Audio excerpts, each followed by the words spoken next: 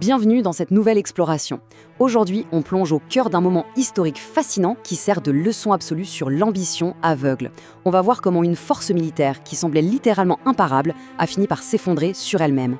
Et le plus fou, ce n'est pas par un manque de puissance, mais par sa propre surexpansion. C'est l'histoire de l'opération Barbarossa et de la tragédie d'aller beaucoup trop loin. Il avait presque gagné. C'est quand même dingue d'y penser, non ? Parce qu'à l'époque, tout semblait réglé comme du papier à musique pour l'armée allemande. L'issue paraissait inévitable, la machine de guerre était au sommet de sa forme. Jusqu'à ce qu'une erreur, une seule décision colossale, vienne absolument tout faire dérailler. Première étape de notre analyse, l'illusion de la victoire. Pour comprendre comment tout ce système a pu s'effondrer, il faut impérativement regarder le point de départ. Une avancée éclair, un succès initial tellement éblouissant qu'il a fini par piéger ses propres stratèges. Alors, remettons un peu les choses dans leur contexte. On est en 1941. L'Europe est presque entièrement sous contrôle allemand. La Pologne a été écrasée, la France est tombée à une vitesse déconcertante. Bref, les victoires s'enchaînent et l'avantage militaire penche lourdement d'un seul côté. Et c'est exactement là, dans ce climat de confiance totale, qu'est prise la décision d'ouvrir un tout nouveau front. Et attention, l'échelle de ce qui se prépare, ça donne le vertige. Des millions de soldats, des milliers de chars. Lancée le 22 juin, l'opération Barbarossa n'est rien de moins que la plus grande invasion terrestre de toute l'histoire de l'humanité. L'objectif, lui, était très clair. Reproduire la formule magique qui avait marché ailleurs. Une guerre éclair pour provoquer la destruction rapide, brutale et décisive de l'Union soviétique. Le tout plié en quelques mois seulement. Il fallait frapper si vite que l'adversaire s'effondrerait avant même de pouvoir s'organiser. Et au début, ça marche parfaitement. L'illusion est totale. Les armées soviétiques reculent massivement. Les Allemands avalent des centaines de kilomètres en un clin d'œil et encerclent des armées entières. À ce stade précis, on a vraiment l'impression que la guerre est déjà gagnée. Ce qui nous amène à la deuxième partie, l'espace, le véritable ennemi de cette histoire, parce qu'en coulisses, un glissement très subtil est en train de s'opérer. Ce qui va tout faire basculer, ce n'est pas une bataille perdue, c'est un adversaire complètement invisible. Il faut vraiment se poser cette question. C'est quoi ce piège invisible ? Comment une machine aussi redoutable peut-elle commencer à vaciller alors qu'elle gagnait toutes ses batailles et que l'ennemi fuit constamment ? La réponse, c'est la géographie, la distance. Le problème, ce n'est pas juste l'invasion, c'est que c'est une invasion beaucoup trop grande pour être contrôlée.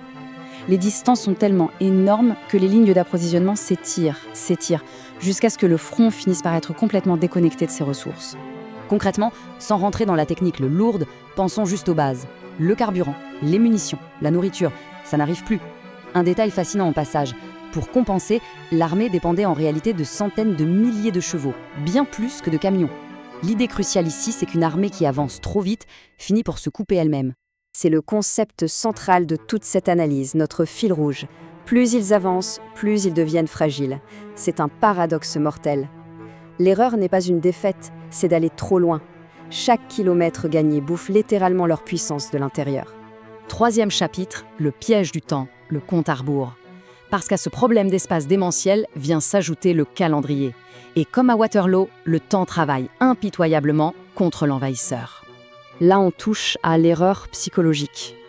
Hitler et son état-major ne font pas une erreur stupide, ils font une erreur d'excès de confiance. Ils pensent que ça va continuer d'aller vite, ils sous-estiment l'URSS. Le résultat, c'est ce refus catégorique de s'arrêter pour consolider. On ordonne à l'armée d'avancer encore, comme si l'espace et le temps n'existaient pas. Sauf que les saisons, elles, existent bien. L'été, tout va bien. Puis vient l'automne, la saison de la boue, qui engloutit littéralement les véhicules et ralentit toute la machine. Et enfin, l'hiver, le scénario catastrophe absolu. Nous voilà à la quatrième partie, le point de rupture. C'est le moment fatidique où le système tout entier craque. Le moment où l'armée ne peut tout simplement plus avancer. Moins 30 degrés. Ce chiffre glace le sang. L'hiver russe s'abat de plein fouet sur une armée qui n'avait absolument rien prévu pour survivre à de telles températures, persuadée que la guerre serait finie avant les premières neiges. C'est le facteur aggravant par excellence. Une réaction en chaîne immédiate. Les moteurs gèlent sur place, les armes se bloquent, les troupes décimées par le froid ne sont pas équipées. La progression s'arrête net. Mais attention, c'est super important de bien comprendre cette nuance. L'hiver n'a pas détruit l'armée allemande. Il a exposé sa faiblesse. Le climat n'est pas la cause profonde de l'échec. Il a juste servi de révélateur spectaculaire pour une armée déjà épuisée et beaucoup trop étirée. Et c'est tout le paradoxe que l'on voit ici. D'un côté, l'illusion absolue. Croire que continuer d'avancer signifie forcément gagner. De l'autre, la dure réalité, avancer trop, c'est s'affaiblir. Ne pas avoir su différencier ces deux réalités a scellé leur sort. Dernière étape, le prix de la surexpansion. Voyons ensemble la conséquence ultime de cet aveuglement stratégique. La bascule se fait en 3 temps, très clairs. Face à une force allemande incapable de donner le coup de grâce, les soviétiques absorbent le choc. L'immense offensive allemande est paralysée. Elle s'arrête. Et bim, profitant de cet essoufflement, les soviétiques lancent de massives contre-attaques. C'est la véritable rupture, le début de la retraite. L'armée n'avance plus, elle recule. Elle est exsangue, dispersée sur un territoire impossible à tenir, brisée par sa propre ambition. Aller plus loin, à ce stade, ça ne voulait plus dire avancer, ça voulait dire s'effondrer. Ce qui nous laisse sur cette leçon finale, simple mais tellement marquante, tout conquérir peut te détruire. L'Allemagne nazie n'a pas perdu parce qu'elle a été battue à ce moment-là, elle a perdu parce qu'elle est allée trop loin. Alors face à la tentation de vouloir toujours plus, que ce soit dans l'histoire ou dans d'autres domaines, comment savoir reconnaître notre propre point de rupture avant qu'il ne soit trop tard ?